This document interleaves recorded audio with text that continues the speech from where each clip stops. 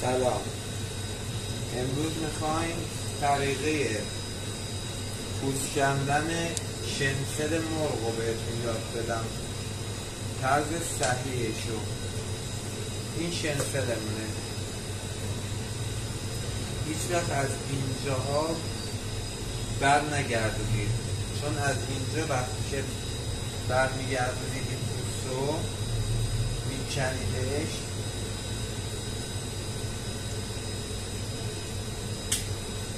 چربی اینجا میمونه و اینو ما باید با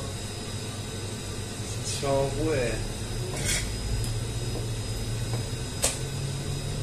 بیخسیمون اینو برش داریم اون موقع.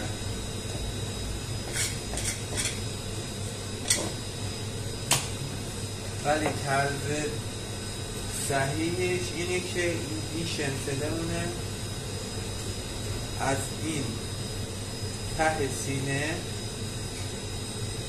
که میشه ته جناب بگیرید و به این راحتی بکشیدش بیرون و هیچ چربی اینجاش نمیمونه، همش بلند میشه.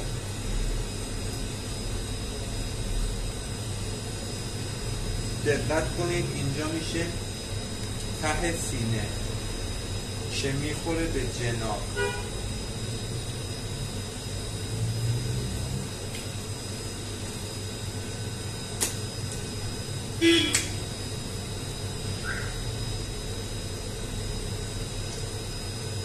وقتی که این از اینجا میکشید کل چربی پوست و پرده هایی که اینجا هن همشون مخالفن، به خاطر همونی که اینقدر تمیز در میاد.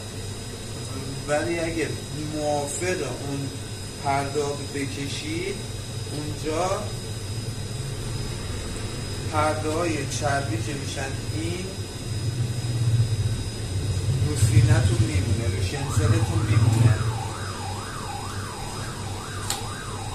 چند طور این کارو میکنم، قشنگ به حرکت دست من توجه کنید.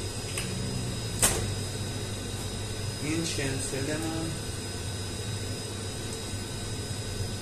بالای سینش،